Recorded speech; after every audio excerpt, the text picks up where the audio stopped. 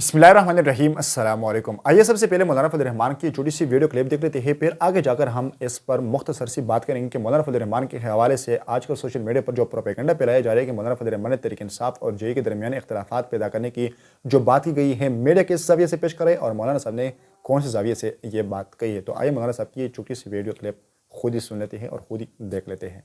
तो इस हवाले से सियासी खेल भी खेले गए, अपोजिशन को तकसीम करने की भी कोशिश की गई, पीटीआई और जीओआई को दोबारा लड़ाई की तरफ ले जाने की भी कोशिश की गई, लेकिन हमने पूरी दानिशमंदी के साथ,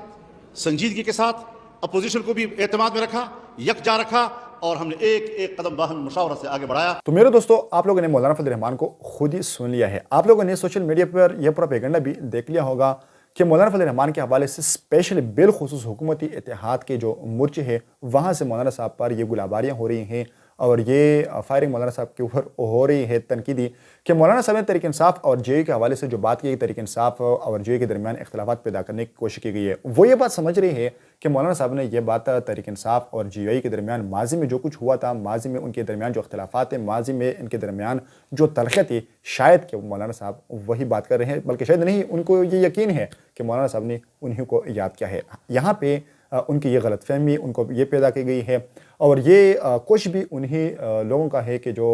इसी तरह दरमियान में आते हैं और दोनों के दरमियान दरारें पैदा करती है। मौलाना साहब ने बड़े वाज़ेह, बड़े सादे अल्फाज में कहा है कि मौजूदा टीनेवर में, मौजूदा दौर में जो अपोजिशन है, यानी इससे पहले जेयूआई और पीटीआई कहीं भी मुतहदा तौर पर अपोजिशन में नहीं रह गए हैं। कहीं पे पीटीआई हुकूमत में होती है तो कहीं पे जीआई हुकूमत कई सा होती हैं, कहीं पे हुकूमत दोनों की अलग अलग होती है। तो यहाँ पे मौलाना साहब जब पहली बार तहरीक इंसाफ और जेई अपोजिशन के बेंचों पर आ गए तो मौलाना साहब नहीं चाहते थे कि तहरीक इंसाफ और जेयूआई दोनों अलग अलग पोजीशन करे और एक कमज़ोर हुकूमत के सामने एक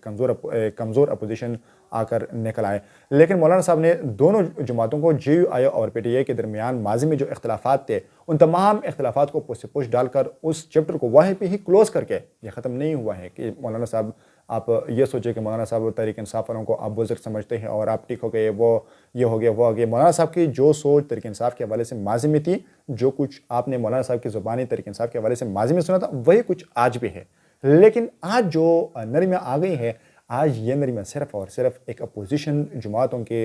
एक रवाबित के दरमियान, उनके दरमियान जो रवाबित हुई है, उनके दरमियान जो मीटिंग्स हुई है, उनके दरमियान मुख्तलिफ हुकूमती मसाइल पर उनके दरमियान जो इत्तेफाक़ राय पैदा हो गई है, ये सिर्फ उस हद तक है, इससे बढ़कर कुछ भी नहीं है। तो आप ये गलत फहमी ज़हन से निकालें कि मौलाना साहब तहरीक इंसाफ को उनके दरमियान जो इख्तिलाफात माज़ी में गुजर गए हैं, मौलाना साहब आप उस पर अपनी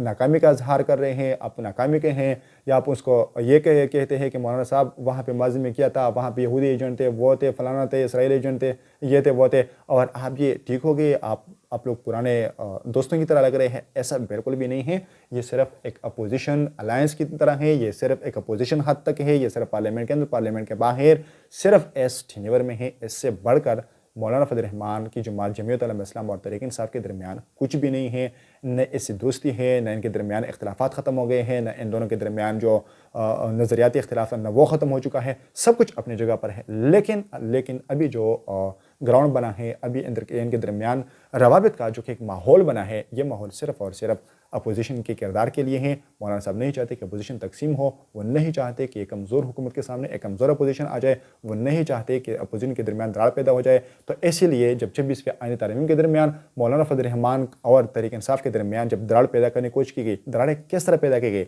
अब खुद सोच लीजिए। जब दोनों जमातें एक ऐसी तरमीम के ख़िलाफ़ खड़ी हो गई है जो कि पाकिस्तान में लाकानूनियत की एक इब्तिदा थी, जब उस कानून के लिए मौलाना फजल रहमान ने सर जोड़ दिया, तमाम अपोजिशन जमातों को अपने साथ बैठाकर मुज़ाकरात का, बातचीत का, एक दूसरे के दरमियान कोऑर्डिनेशन का एक सिलसिला कायम किया, तो उसी दौरान तहरीक इंसाफ के मोर्चों से मौलाना फजल रहमान पर गुलाबारें शुरू हो गई। उसी दौरान मौलाना फजल रहमान के खिलाफ उन्होंने बाज़ारी ज़ुबान का इस्तेमाल एक बार फिर शुरू किया। तो कौन से मकासद हासिल करने थे मौलाना फजल रहमान और तहरीक इंसाफ के दरमियान? उसी वक्त मौलाना साहब के ऊपर ताबड़तोड़ हमले करने का। यही तो जवाब थी जो मौलाना साहब ने आज पेश की है कि इन दोनों के दरमियान लड़ाई की कोशिश की गई। तो वो मौलाना साहब की वाज़ेह मिसाल सिर्फ यहाँ तक महदूद थी, इससे बढ़कर आप कुछ भी न समझ लीजिएगा। शुक्रिया।